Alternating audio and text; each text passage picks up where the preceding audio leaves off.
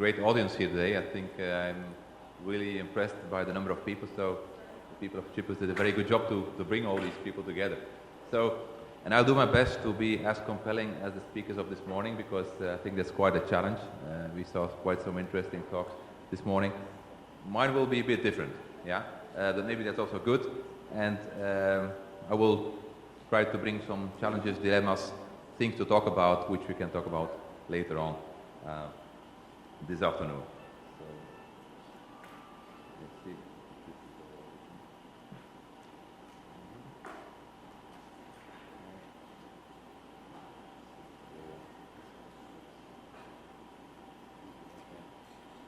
Okay, here we are. Sorry, I've been too fast. Go back. I guess it's IoT.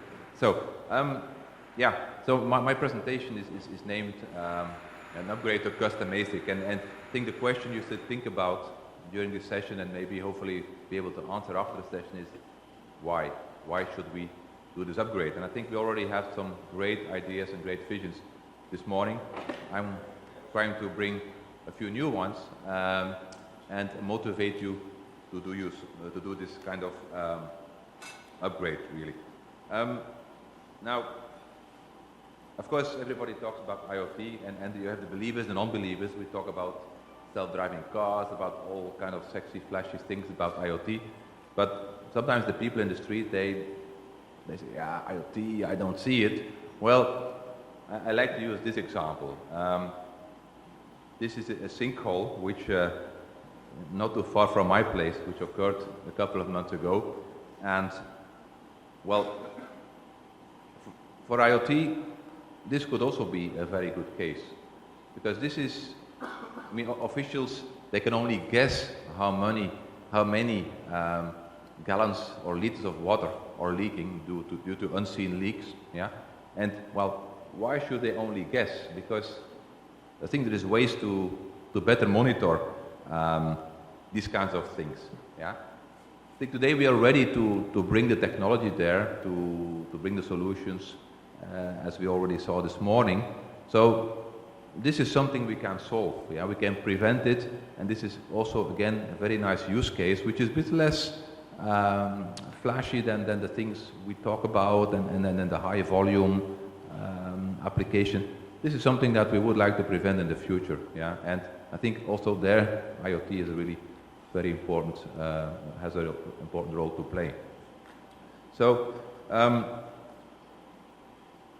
I'm going to give you a short update or introduction on, yeah, what is IMEC, and then I'm going to bring a few, let's say, arguments why it would not be that difficult, although we think, to get to an ASIC, yeah.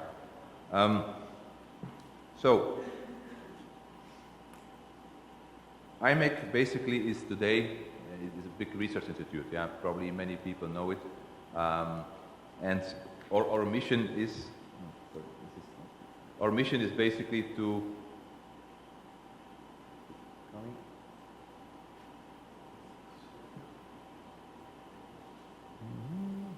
okay, it's a bit slow. Maybe it's me. So we are a big R&D organization today, and our mission is twofold. One in nanoelectronics, and also in digital technology. We are proud to say that we have quite advanced equipment on board. Yeah, there's a few metrics here. I will not go through all of them, but we have some fabs. We have quite a lot of staff, very multidisciplinary. And the nice thing about this organization is that, well, we are able to bring solutions which go further than nanoelectronics. And the reason is that the infrastructure we have is not only used for the semiconductor guys, the pure semiconductor guys, the scaling, because traditionally our history is scaling, yeah? Getting to that last nanometer of transistor, novel devices. Now, the uniqueness about us is that at IMEC we bring basically novelty by having let's say, electric engineers working with the same equipment. And then we come to photonics, to microfluidics to MEMS, all this within the same roof. And I think this is probably the uniqueness of IMEC. Yeah. Now, so we have three large, let's say, R&D units. One is the traditional one, which is based on the hardware. Yeah, hardware meaning technology, scaling. Yeah, CMOS. That's really still there, very important. But on top of that, we have a lot of side technologies which we developed under the same umbrella with similar tools, similar equipment, but that have a really broad scope of application. Yeah. So together with our view on digital technology platform, we want to bring research into the application domains. And the application domains are very well known. Yeah, they are the smart cities, the health, mobility, the energy, and smart industry. So I think all topics that today have passed the review here. Yeah. Now, how do we really bring this to our customer base? Well, it's again, in the past scaling was very important. It's very fuzzy for, say, the non-technology people to understand what it means. So again, as mentioned before, we are more and more focused on applications, and we try to bring the hardware together with the software.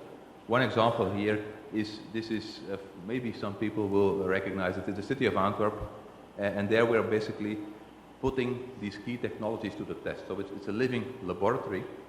We bring together the user groups, yeah, the developers together to see how this technology can be implemented in the Internet of Things. Yeah?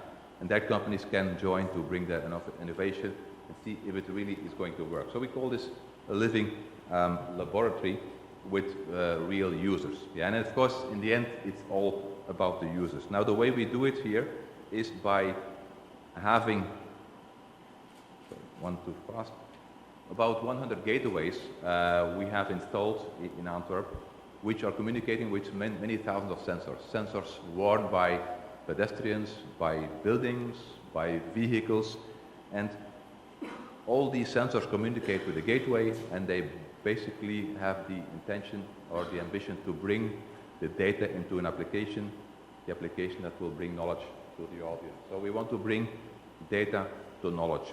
Yeah. And the main stakeholders are, of course, the inhabitants of the town. Yeah, that's what it is about. This is the second example where we basically focus on IoT.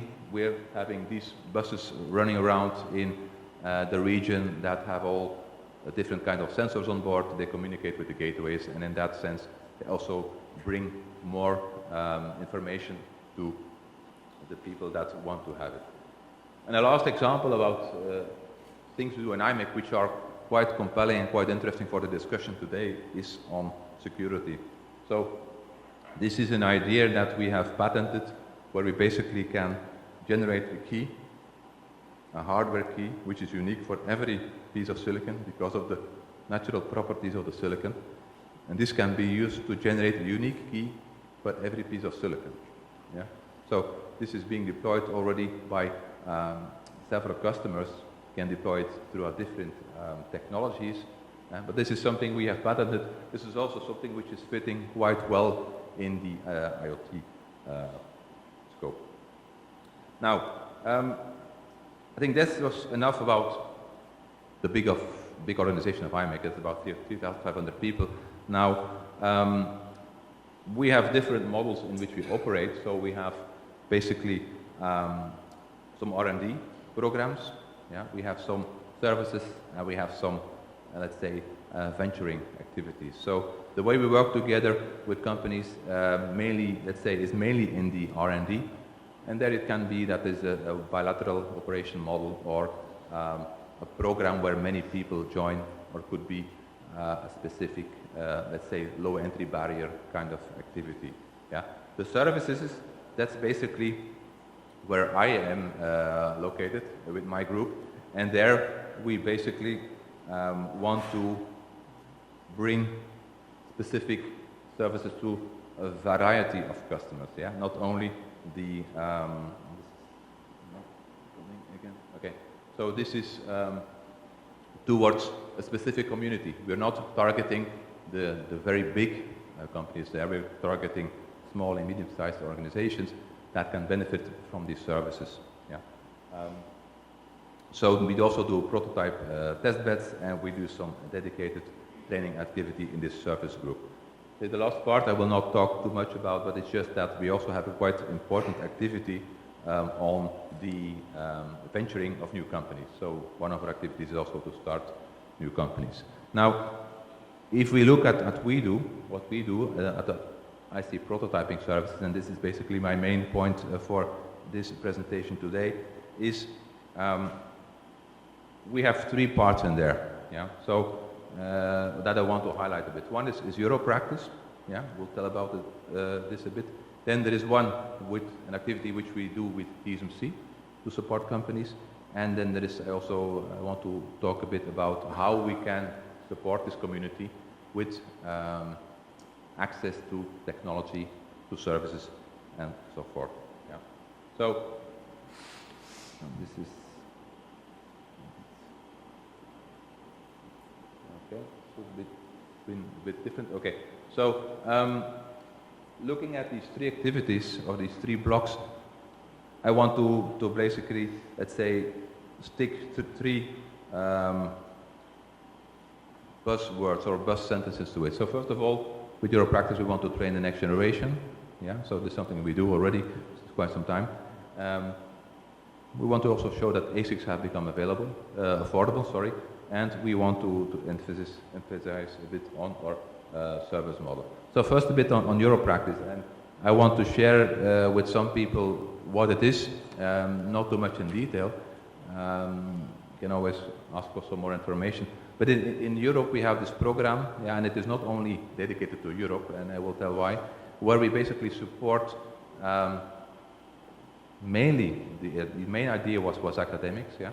So we have a full ecosystem supporting the academics with access to technology, yeah. Access to technology, access to CAD software, yeah, so that they can do the things that they would do in industry, yeah. There's a lot of support involved. That's really a massive task for us, and very important. It's basically initiated for Europe, but be able to bring the service to the community and to make it affordable. Need to consolidate as many customers as we can. So basically, it is open worldwide. Yeah.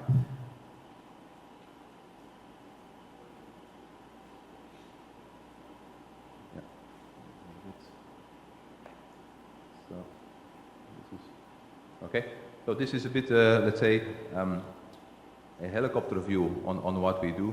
So we are supporting today more than 600 academic institutes, universities, research institutes. They have dedicated support for tools.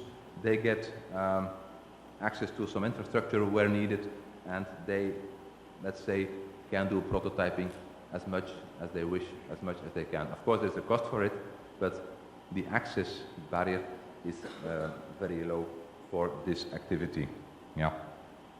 So the way how we offer it, yeah, and this is also something that is very valuable for the industrial community, again showing it is not necessarily that expensive, is by doing MPW. Yeah. And in MPW, basically what we do is we take a mask, yeah, we take some area on that mask, and basically we bring it as an offer to the community. And you can share cost of mask, cost of wafer, and so forth. And in that sense, it gets affordable for everybody to do some prototyping at a relatively low cost. Okay, this is not a vehicle for production, but it is a vehicle that leads you to production. First, you need to validate, as was said this morning. You just have to do it. Take a first step, validate your circuit, then quickly go on to the next step. Yeah. So if you just a few examples here, and I talked to some people and they said, yeah, it would be good if you give some numbers, because that's always a bit, for many people, they have no clue what numbers would be in terms of cost. And it is always a what-if story, but just to give you a few ideas here, this is a an example of TSMC where I put down some manufacturing cost to manufacture a minimum area. Yeah? For example, on 180 nanometer, you need to go for minimum 25 square millimeter, and the cost would be in the range of 18K. This is dollar in this case. And it goes on down to 40 nanometer, which is, let's say, one of the more advanced technologies. We could also do 28 and 16, but I think this is not too relevant here. Now, this is the general, yeah? And you see the cost is relatively high. If you say I need to do 0.18, it's 18K, that's relatively high. But what we did together with the foundries is we organized something which we call mini ASIC. So we are allowed to distribute smaller parts of these blocks. Yeah? And then you come to a different story. Yeah? If you look at, for example, 0.18 for 3.5K, you can do manufacturing of your own ASIC. Yeah? You get 30, 40 parts, and you can do some validation. Of course, it's not a big chip, but it's something which is very valuable for your validation. Yeah? Universities, also companies are making a lot of use of that because it's in their path towards production. Yeah? You will not go into production with this kind of vehicle, but it shows, yeah, you get very close to, well, you get very low numbers of cost. And of course, if you go to more advanced technology, it's a bit more expensive, but still, it may not be that expensive as it was in the past. This is just some statistics here. So what we see here is how many circuits we do. Now, that's about 600 over a year, and about 150 of these are not in Europe. Yeah? So we're also having a program here in Brazil where we stimulate this by giving 5 blocks away for free, and there is many other contributors to this program that pay for the MPW. Yeah. Also interesting to see is the distribution. Yeah, and this is 1 to 4 again. No direction.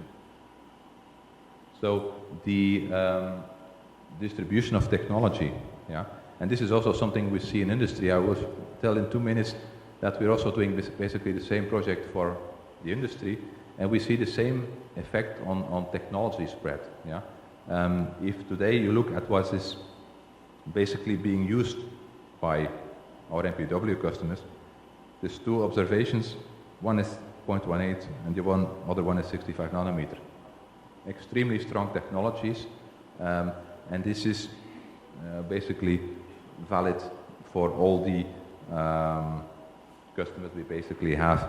And if you look at some evolution in history, you basically, well, you can observe that. 180 nanometer, people think it's a long way, it's an old technology. It's not. It's still very, very popular, and it's still growing, or at least getting stable. All the 8-inch fabs today are fully loaded, which is quite impressive.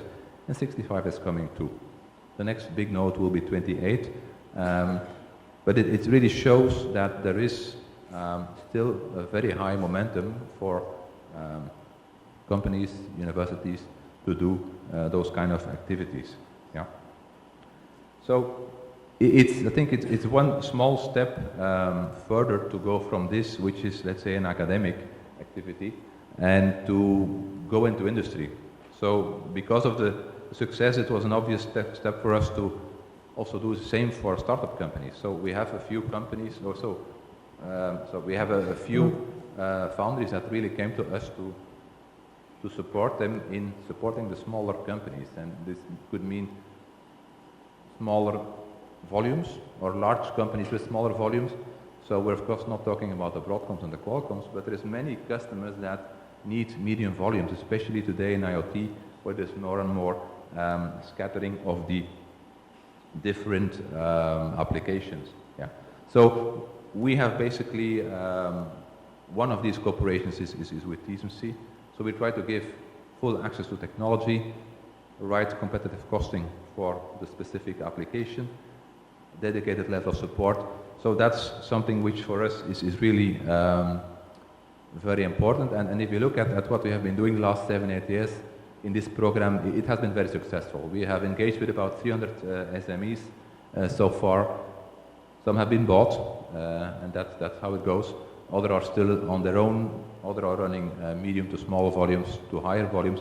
So it's really a big mix of customers that are using this program. And we basically do the same thing here in Brazil, focusing on how can we coach universities and companies to get into that activity. Because again, it is not necessarily that expensive as you would think. Now, this is just the logical path towards a product. Yeah, it's starting with an idea. Yeah, and you get to some end application. Yeah, nowadays you can do quite a lot of things yourself. Yeah, you can do 3D printing. You add some, let's say, off-the-shelf connectivity devices, and you come to a very nice thing, very nice application. But okay, in the end, it's probably going to be a bit too big, maybe too expensive, too power hungry, and maybe not very secure. Yeah. So there is a way to get rid of that, and this is by going to an ASIC. Yeah. So there is many advantages. I think several ones have been brought to the audience today already, but power consumption, size, IP protection, and maybe some functionality that you could not find on the open market. Yeah. So this is what we basically want. Yeah. Smaller, more secure, better performance. And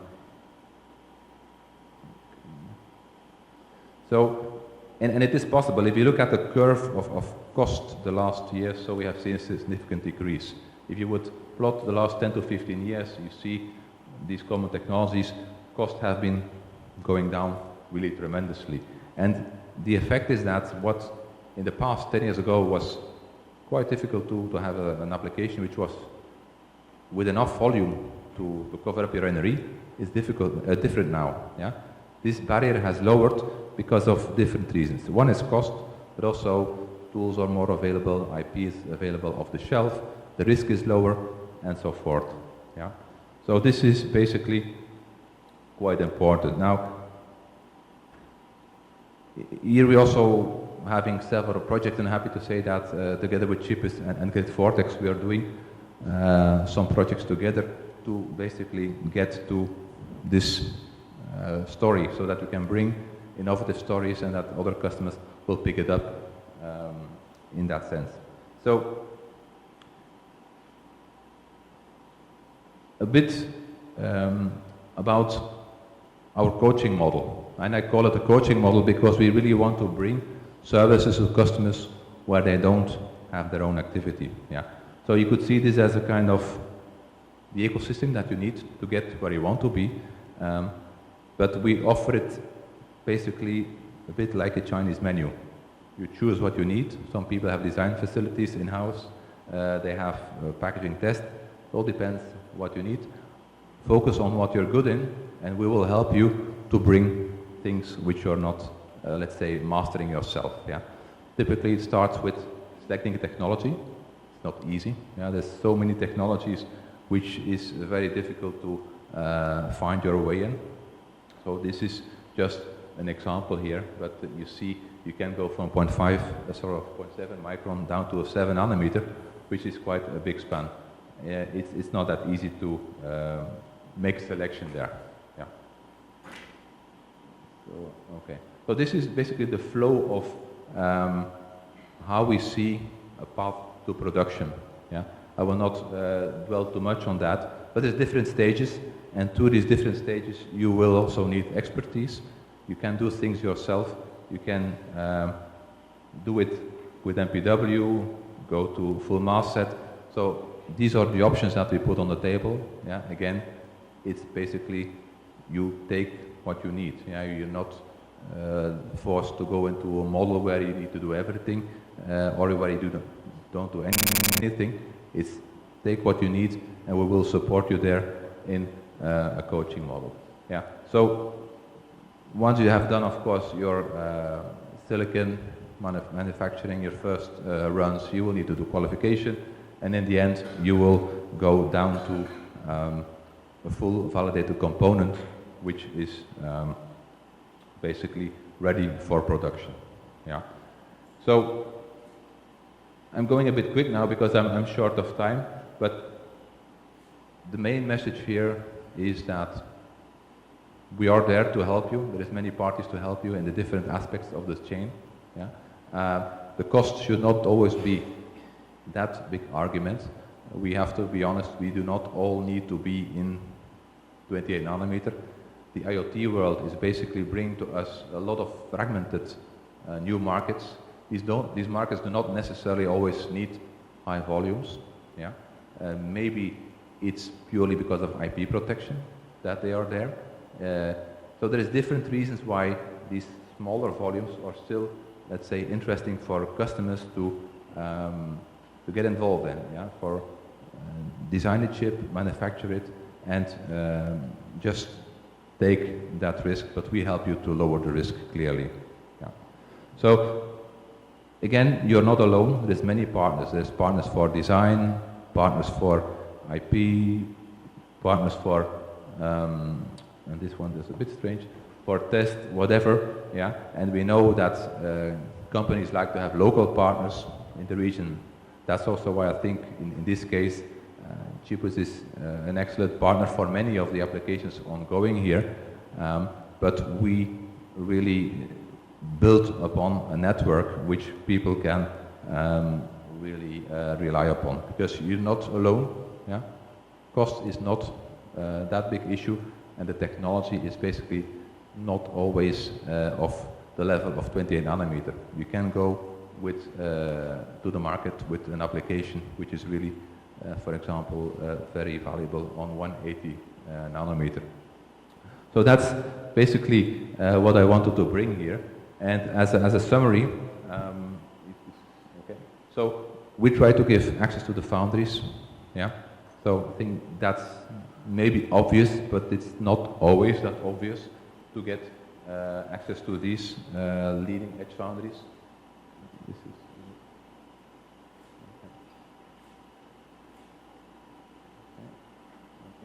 so again, you don't necessarily need a high volume. Small volumes are also possible. The ecosystem is very important. Yeah. The one-stop model, you're not bound to any specific technology. You can choose yourself, but we will guide you in that. So I think with this I came basically to the end of this short story, and I hope it's clear now what this why is meaning. So why do we need an ASIC? Why can we make an ASIC? And I think in addition to what was mentioned this morning, I hope I've given you a few insights in why it is possible. Thanks.